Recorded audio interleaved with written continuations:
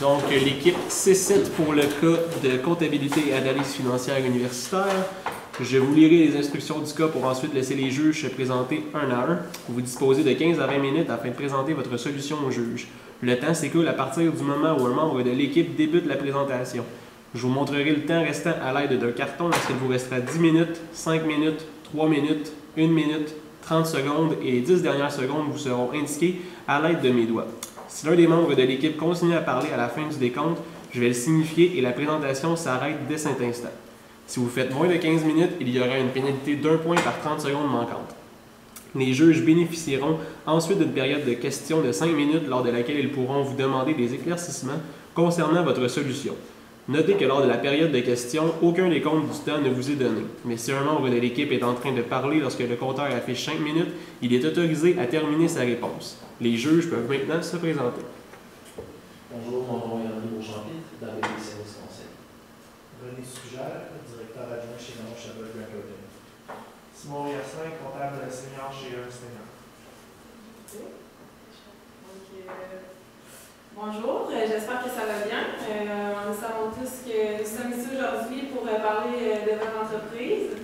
Donc, on avait un mandat qui était de trouver des solutions pour permettre de prendre les meilleures décisions possibles pour assurer la continuité d'exploitation de votre entreprise ainsi que sa rentabilité sur un horizon d'environ 5 ans. Donc, moi et mes collègues CPA, dont moi c'est Armand Saint-Gelais, Stéphanie Labrec et Catherine Lachapelle, nous avons travaillé fort pour essayer de trouver des solutions. Premièrement, je vais vous parler un peu comment que ça va se dérouler notre présentation. On va commencer par vous parler de l'environnement interne et externe de votre entreprise. C'est bien de se mettre en contexte au début pour voir par où on peut passer. On a analysé des ratios financiers, aussi savoir financièrement on se situe où. Ensuite, on a analysé les chiffres à savoir unitaires, à savoir si on les abandonne ou si on les garde. La nouvelle savoir, on a analysé une nouvelle savoir à exploiter, on va vous dire qu'est-ce qu'on croit qui est mieux. Ensuite, c'est sûr que à toute solution, il y a des risques, on va parler des risques, mais bien sûr, on a des recommandations pour que ça fonctionne. Et on va finir avec un petit échéancier pour donner une idée de comment s'y prendre. Donc, premièrement, le marché des croustilles, c'est un marché qui est en forte concurrence. Il y a beaucoup de compagnies qui œuvrent dans ce marché-là.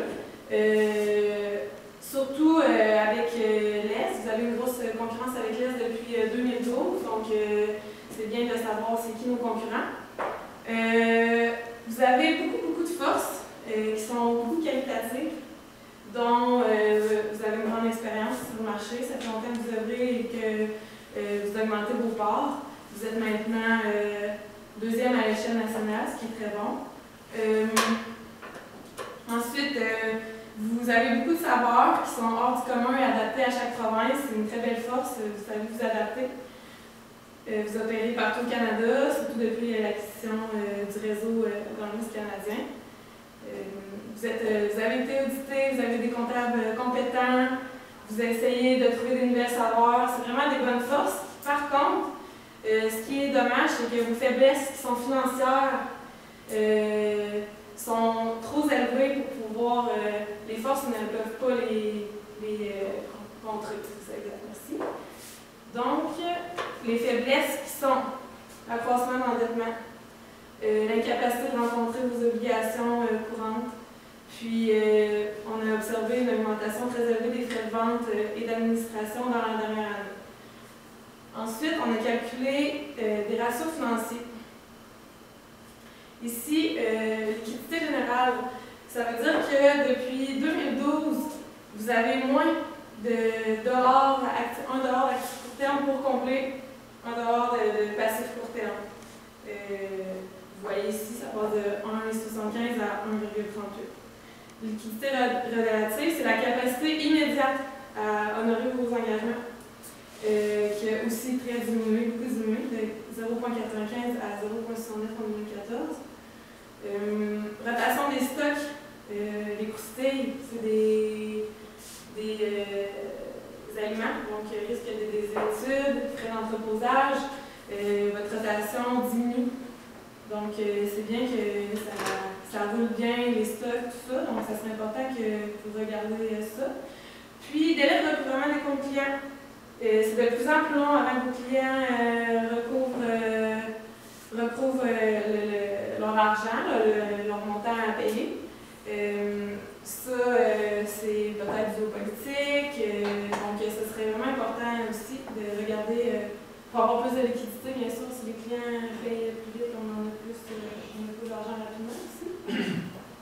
Donc, pour ce qui est au sujet de l'analyse de votre questionnement sur l'abandon des croustilles à la moutarde, on a analysé les frais que vous pourriez éviter, soit une partie des salaires qui sont directement attribuables au secteur pour la moutarde, effectivement la publicité, l'allocation du camion de distribution, donc vous en aurez plus besoin, donc c'est sûr qu'on va tout éviter ces frais-là, et ainsi que les frais d'entreposage qui totalisent des frais de 385 000.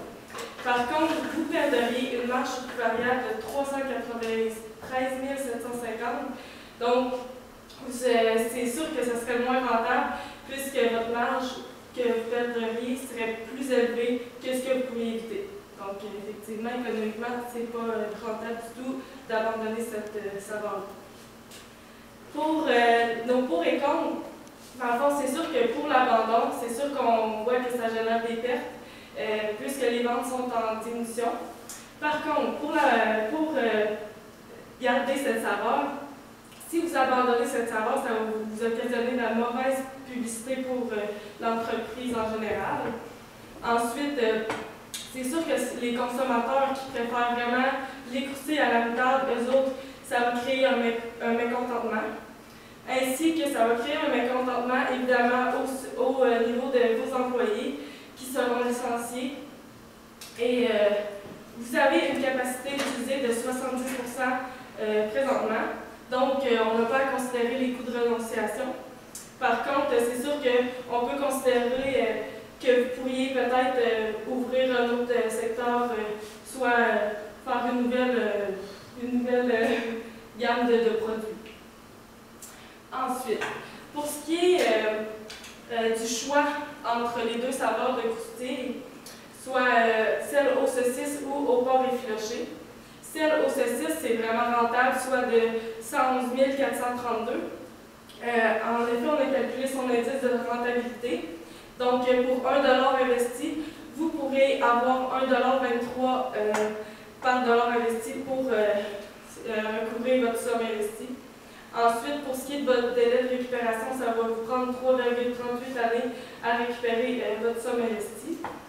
Et par contre, pour les croustilles au porc effiloché, on a calculé la vente actualisée nette et c'est pas rentable de 13 478 $. Donc, les pour les croustilles aux saucisses, c'est sûr que c'est rentable.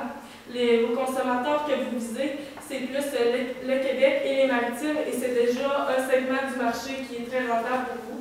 Donc, c'est sûr que ça consiste en une force. Ensuite, vous pouvez vous en servir pour contrer la compétition, parce que vous allez vous différencier et vous allez augmenter votre visibilité de votre entreprise. Et c'est sûr que c'est une saveur spécialisée pour les consommateurs du Québec et des Maritimes, fait qu'ils vont se sentir plus interpellés. Ensuite, pour ce qui est les points contre, c'est sûr que ça vise seulement un segment du marché, tandis que les croustilles au porc effiloché, ça vise vraiment à travers le Canada les consommateurs. Par contre, c'est vraiment pas rentable pour le rendement de 10% que vous désirez. Donc, c'est sûr que l'investissement est trop important pour les sommes que vous avez recouvrées. Donc, comme on a parlé tout à l'heure, en ce moment, il y a un certain risque au sein de votre entreprise. On a vu, dans le fond, que la banque avec laquelle vous faites affaire est un peu inquiète quant aux liquidités, à l'endettement de votre entreprise. Même chose avec votre conseil d'administration. Donc, on croit que d'abord, ça va être important de redresser cette situation-là, donc par rapport à l'endettement, par rapport aux liquidités de votre entreprise, à la capacité de faire face à vos obligations. Donc, on a déterminé certains risques qu'on va essayer de contrer. Alors, bon, c'est certain qu'on a une police d'assurance pour le feu qu'il y a eu à Winnipeg. Le montant est indéterminé, donc ça va jouer sur les produits que vous allez recevoir, sur comment ça va se dérouler pour la suite. Ensuite, bon, c'est certain que depuis 2012, on a une diminution des parts de marché par rapport aux concurrents, à votre concurrent très important. Donc ça va être aussi une problématique. On va falloir qu'on relance notre part de marché, qu'on vienne regagner du terrain par rapport à eux. Également, bon, on a une difficulté de financement, un endettement qui est extrêmement élevé. Donc, ça va être important de venir ajuster cet endettement-là qui est beaucoup trop élevé parce que ça implique un rendement demandé très élevé, ça implique bon, un risque de faillite également. Donc, voilà, le risque de faillite qui est un endettement beaucoup trop élevé. Également, le manque de liquidité qui fait en sorte qu'on ne peut pas honorer ses obligations immédiates. Donc, ça cause problème. Ça pourrait causer problème à votre entreprise. Alors, évidemment, pour contrer ça, on a décidé de certaines recommandations qu'on vous fait aujourd'hui. Alors, pour redresser la situation de notre entreprise dans les prochaines années, donc on parle environ d'un horizon de 3 ans pour un redressement, on a analysé, dans le fond, le marché de l'Ouest du Canada. On a vu que ce marché-là est un marché qui fait des pertes en ce moment, donc un marché qui est un peu moins rentable présentement. Alors, là, est-ce qu'on reconstruit l'usine de Winnipeg ou pas? C'est ça, on a un produit d'assurance qu'on va venir encaisser prochainement. Alors, nous, on croit que la reconstruction de l'usine de Winnipeg ne serait pas, peut-être pas un bon investissement en ce moment. Donc, on croit que, puisque c'est un marché un peu moins important, c'est un marché beaucoup moins rentable que les autres en ce moment, on pourrait s'approvisionner à partir de l'usine de Sherbrooke, en fait, pour un certain temps, voir bon, comment ça va avec cette solution-là, puis utiliser le produit d'assurance pour la nouvelle saveur de croustille, donc le projet dont tout à l'heure Catherine nous a parlé, de la nouvelle saveur de croustille aux saucisses, et également pour rembourser la dette. Parce qu'on croit vraiment que, premièrement, c'est important de venir rembourser la dette qui est trop élevée pour pouvoir calmer le conseil d'administration, également la banque, donc qui pourrait faire un rappel, par exemple, de la dette, ou le conseil d'administration qui est inquiet, puisqu'on ne veut pas que les actionnaires soient hésitants. Donc aussi, on voulait aborder le point de la présentation aux états financiers du produit d'assurance. Donc, on ne sait pas comment c'est fait actuellement. Nous, on croit que ça va être important de penser à mettre en note ce produit d'assurance-là éventuel. Évidemment, présentement, on ne peut pas le comptabiliser parce que, bon, oui, ce produit d'assurance-là est probable, on sait qu'on va le recevoir, donc c'est un montant qu'on va recevoir, c'est probable.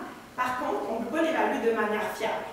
Donc, à cause de ça, présentement, on ne peut pas l'inscrire, le comptabiliser dans nos états financiers, mais on croit que c'est important de venir le comptabiliser en note, puisque ça va être quelque chose qui a un effet bénéfique sur notre entreprise. On va avoir une somme d'argent qui va rentrer. Donc, c'est important de venir inscrire en note ce produit-là qui va rentrer, ainsi que son effet financier qu'il va avoir dans notre entreprise. Alors, point important.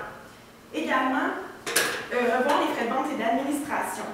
On a vu dans vos états financiers que les frais de vente et d'administration ont grimpé considérablement au fil des années. Malheureusement, ces frais de vente et d'administration grugent votre marge de coût variable et font en sorte qu'on se retrouve avec des pertes en 2013 et 2012. Donc, on a vu que ça a beaucoup augmenté. En 2013-2014, on a eu des pertes. Donc, on croit que ce serait important de revoir les frais de vente et d'administration. Un outil pour ça, ça serait l'utilisation du budget base zéro, donc avec votre entreprise cette année, ce qui constitue dans le fond revoir le budget des frais de vente et d'administration de toutes vos dépenses. Donc vraiment venir rejustifier vos dépenses que vous faites, venir analyser le besoin de ces dépenses-là pour peut-être arriver à les diminuer, parce qu'en ce moment, c'est très important, ça gruge la marge variable, ça provoque des pertes. Donc, ça serait important de venir rétablir ces frais de vente et d'administration-là à un niveau plus acceptable qui va nous permettre de générer du profit. Également, comme on a mentionné tout à l'heure, il y a une utilisation très accrue de la dette présentement au sein de notre entreprise. Donc, c'est quelque chose d'inquiétant en ce moment parce qu'il y a beaucoup trop de dettes pour ce qui est de capitaux propres. Donc, il faudrait venir rétablir les choses. Évidemment, l'utilisation de la dette, c'est une bonne chose, ça provoque un levier financier à la base. Par contre, quand les résultats sont mauvais, malheureusement, ça amplifie ces résultats-là. Quand les résultats sont bons, ça les amplifie également. Mais en ce moment, en situation de perte depuis les 2 dernières années, la dette amplifie encore les résultats de l'entreprise. Donc, ça serait important de rembourser la dette. Donc, ce qu'on a pensé, c'est que, puisque ça provoque une augmentation du risque financier, également du risque de faillite, puisque vous êtes financé presque exclusivement en dette et non en capitaux propres. Donc, ça va être important de venir modifier ça. Alors, avec le produit d'assurance qu'on va avoir à cause de l'usine Curefur, on a un produit d'assurance qu'on attend, donc une rentrée de fonds. Avec ce produit-là, on croit que ça va être intéressant de pouvoir investir dans le projet mentionné tout à l'heure de Nouvelles Saveurs, aussi de venir rembourser la dette pour que, bon, la banque qui s'est mentionnée inquiète, le conseil d'administration qui s'est mentionné inquiet, aimerait probablement voir cette dette diminuer présentement. Donc, on va venir rembourser la dette. Également, on croit que pour venir ajuster le niveau d'endettement et ajuster le coût de financement que vous utilisez dans votre entreprise, quand le bénéfice ira mieux, que la situation sera rétablie, on pourra venir faire une émission d'actions, donc augmenter les capitaux propres par rapport à la dette, puisque présentement, c'est pas très équilibré. Donc, ça fait en sorte que le rendement exigé, le risque est beaucoup plus élevé, les risques de faillite sont beaucoup plus élevés, le rendement exigé est également plus élevé. Donc, on voudrait venir ajuster ça. Alors, comme échéancier qu'on se donne pour votre entreprise, on croit que, bon, première année, comme on a vu tout à l'heure, on pourrait venir instaurer une politique plus stricte de recouvrement des comptes clients pour recouvrir nos liquidités plus rapidement. Également, bon, il faudrait venir revoir les frais de vente et d'administration, la nécessité de des investissements autant grands en frais de vente et d'administration parce qu'ils représentent des dépenses très importantes qui se sont accrues. Donc, est-ce que c'est un relâchement ou est-ce que vraiment ces besoins-là sont tous justifiés? Deuxième année, on croit que, bon, là, on fait l'hypothèse que le produit d'assurance devrait arriver d'ici 1 ou 2 ans parce que normalement, bon, ça ne prend pas une éternité à régler, ça devrait s'en tenir. Donc, avec ce produit d'assurance-là, on pourrait avoir les liquidités nécessaires pour procéder au projet d'investissement de la Nouvelle Saveur de Loustille. Donc, avec ce produit d'assurance, ça va nous provoquer une rentrée d'argent parce qu'évidemment, on ne peut pas s'endetter encore plus. Une émission d'action dans une situation de perte n'est pas non plus une idée souhaitable. Donc, on viendrait rembourser la dette avec ce produit d'assurance. Et enfin, en 3e année, puis environ, là, on croit que la situation va s'être rétablie, qu'on pourrait revenir dans une situation de liquidité plus acceptable, de bénéfices. À ce moment-là, on pourra procéder à une émission d'action pour ajuster le niveau de financement. Et puis ensuite, bon, quand la situation sera redressée, 4e, 5e année, on va pouvoir étudier d'autres possibilités d'expansion parce qu'évidemment, il ne faut pas oublier le concurrent. Il faut regagner des parts de marché par rapport aux concurrents. Donc, on va pouvoir étudier d'autres possibilités d'expansion pour l'entreprise afin que ça aille mieux, qu'on génère un meilleur bénéfice, puisqu'il reste un grand marché à exploiter, des nouvelles saveurs. Donc, il va vraiment des possibilités d'expansion par la suite, une fois que les problématiques vont être réglées. Donc, vous voyez qu'on s'est vraiment plus attardé à un redressement d'entreprise pour le moment, plus qu'augmenter les revenus. Parce que présentement, la situation est précaire, surtout pour le niveau d'endettement. On ne veut pas faire faillite, donc c'est important d'essayer de rembourser nos dettes. On aimerait ça se concentrer sur ces points-là en premier. Comme vous avez vu dans l'échéancier, dans les 4e, 5e années, on pourrait là, penser à augmenter les revenus, augmenter nos parts de marché. Donc, on croit que vous devez continuer l'exploitation de la saveur moutarde, que vous devez investir dans la nouvelle saveur de chips aux saucisses. Puis, c'est vraiment important de suivre nos recommandations. Et avec tous ces points rassemblés, on croit qu'on a pu répondre et prendre les meilleures décisions pour assurer votre continuité d'exploitation dans un horizon de 5 ans. On espère qu'on a pu répondre à vos besoins. Puis, si vous avez des questions, nous sommes là pour y répondre. Pour commencer, là, vous avez dit qu'on ne construisait pas le centre de distribution à Winnipeg. Donc, ce que vous sous-entendez, c'est qu'on distribue à partir du Québec et on envoie tout par camion là-bas dans l'Ouest canadien, ce qu'on produit à de Sherbrooke, c'est ça? Oui, bien comme présentement. Là. Présentement, c'est ce qu'ils font. Puis en plus, l'usine a la capacité est seulement à 70%. Puis ils disaient que ça n'avait pas eu beaucoup d'impact. C'est sûr que peut-être pour le développement durable, ça aurait des impacts pour ça. Mais on pourrait penser sinon à peut-être plus envoyer à la place d'envoyer plus de camions, essayer d'en envoyer moins fréquemment avec plus de quantité. Ouais. Puis évidemment, on croit que ce serait la meilleure solution en ce moment pour avoir les liquidités nécessaires. Mais évidemment, ça va être une solution qu'on va pouvoir analyser. On va pouvoir voir comment ça va avec cette solution-là, réanalyser la situation. Si jamais la situation se rétablit, on verra. Également, le secteur de l'Ouest, présentement, n'est pas très rentable. Donc, on va voir si tout à coup, il devait se faire rentable. C'est sûr, ça va être intéressant de revenir, de revoir si ça vaut la peine de construire une usine, si on construit l'approvisionnement comme ça. Mais en ce moment. En attendant, on garde l'Ouest, on continue à distribuer à partir du Québec. Oui, en attendant à court terme, c'est ça. Parfait. Pendant la troisième année, de peut-être aller chercher du capital action pour chercher du financement. À ce moment-là, est-ce que ça pourrait être une bonne idée de lancer le projet pour les chips les filles de chip fort, la solution que vous avez pas choisie? C'est sûr que là, c'est sûr, on a calculé que c'était vraiment pas rentable. Donc là, c'est sûr qu'il y avait une machine à acheter de 200 000 $. Donc peut-être envisager de louer cette machine ou il y avait aussi d'acheter une recette, la recette à 1,25 million, que c'était vraiment considérable.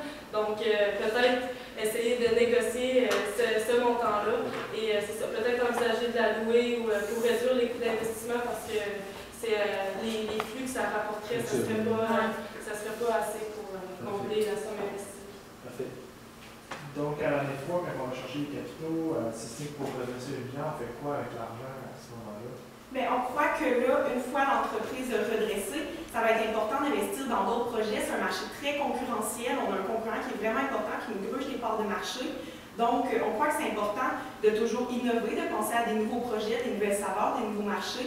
Donc, avec ce financement-là, on va pouvoir venir analyser d'autres possibilités, donc peut-être pas celle-là de part, mais analyser d'autres saveurs, d'autres projets pour finalement améliorer la rentabilité de notre entreprise, venir contrer la concurrence aussi, regagner des parts de marché qui va être toujours important de se développer là, en tant qu'entreprise. Je me demandais, pour le projet de la nouvelle saveur, on a besoin d'à peu près 475 000 d'investissement. Comment on finance ce montant-là? Ça, c'est ce qu'on a dit dans le fond avec les produits d'assurance. OK. C'est ça. Parfait. Exactement. Là, ça va nous faire des capitaux. Puis ça qu'on attendait aussi plus vers la deuxième année là, pour considérer ce projet. Parfait. Donc, quand on a les produits d'assurance, on se lance dans ce projet. Ce projet-là, puis le remboursement de la dette, parce que, évidemment, présentement, on n'a pas le montant exact, mais normalement, le montant devrait être suffisant pour pouvoir rembourser la dette. Et aussi pour le projet, pas rembourser au complet, évidemment, mais rembourser en partie et lancer ce nouveau projet-là qui va nous apporter des revenus supplémentaires. C'est ça, parce que le produit d'assurance, il disait que ça allait recouvrir environ 100% de l'usine, donc c'est quand même un montant qui va être élevé. Parfait. Merci.